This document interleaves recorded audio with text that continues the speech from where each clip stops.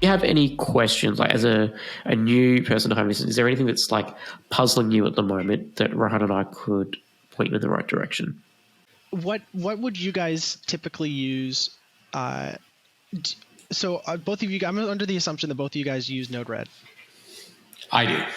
You do Phil not. does not. Phil does not. I'm pure YAML, to be honest. I'm a developer, so I prefer code. Okay. So for Rohan, do you think, what is an instance where you would choose NodeRED over just YAML coding? I've actually moved pretty much all of my automations over to NodeRED.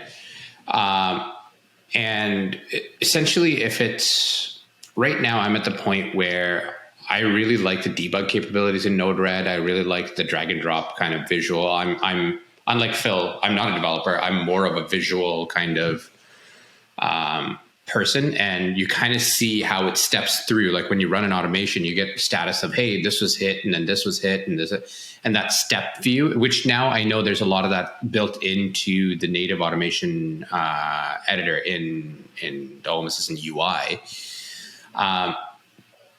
which ironically released I think a week after I moved everything to NodeRED. So, but overall, I'm pretty much NodeRED first at this point. Wow.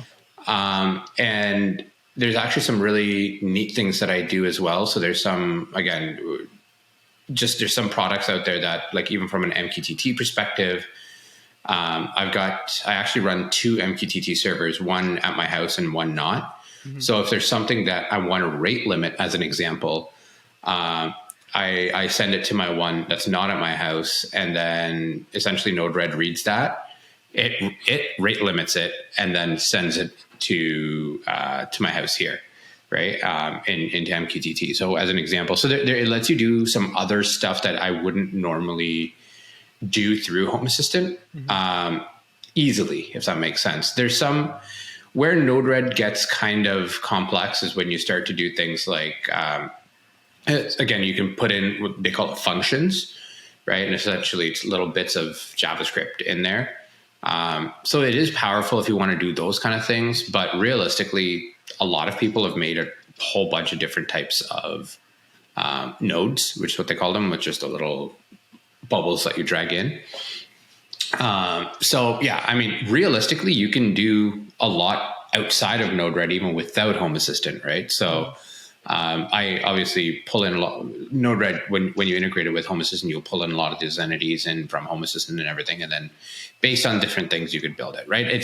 To me, it's just a lot easier to visualize, because I'm like, oh, what am I trying to do? Am I trying to do a trigger? Am I trying to do based on, X, Y, Z parameters? And it's all right there. And I'm like, oh, right, this is what I'm trying to do. So just the way my brain is wired, it just helps me build automations faster. And I can always kind of access them from NodeRED there. And like I said, stepping through things is very nice and easy in NodeRED. And you can build debug points in kind of wherever you want, which is nice.